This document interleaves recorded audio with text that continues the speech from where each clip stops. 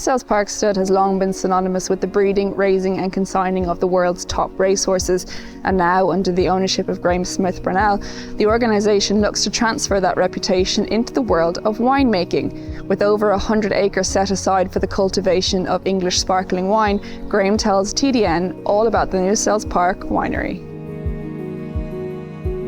I think it was an idea when we first did the due diligence on Newsells and looked at all aspects. The land, we already knew about the business and how well positioned it was in the market for breeding some of the best thoroughbred horses and being so successful at the sales.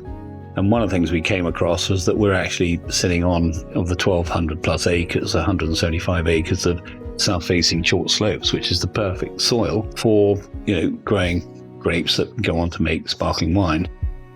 If you go to Royal Ascot, if you go to the Derby, the Oaks, whatever it might be, this stuff tends to be what you're drinking. It's champagne in the main, but there are a number of wine brands out there, names, winemakers. They've already carved out a fairly significant niche in the market for themselves. Our strategy is very much not to be going through the front door of trying to sell this, through Waitrose or Tesco's or whatever. And our aspiration is to make the sparkling wine of the very, very highest level that sits alongside, the brand that we've already created for ourselves on the breeding of horses. And it's very much going to be about membership of our racing bloodstock syndicates, local community.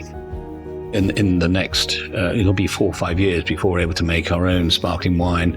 We'll have our first harvest next year, but 4 or 5 years before we can actually drink that, because we're talking about an aging process of 3 or 4 years. At least 50% of the wine we're going to produce will be on lees for 5 years, so it will be top table stuff.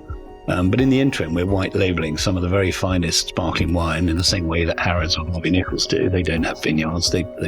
Their experts go out and source some of the very finest sparkling wine, and we've cross-branded. We have our Nathaniel, which is our Blanc de Blanc. Nathaniel's a household name on the breeding side. He's known for being the sire of an Abel in his first crop and several other Group 1 winners, including You Got To Me this year, winning the Irish Oaks. And again, so connecting more of a story, if you like, between the wine and the horses. So on the back of the label, you'll then see there's Nathaniel's story, so there's something to read about as well. So the next couple of months, we'll have 2 additional sparkling wines. One will be named after our great broodmare Shasti, which will be a classic cuvee, a blend of Chardonnay, Pinot Noir and Pinot Meunier.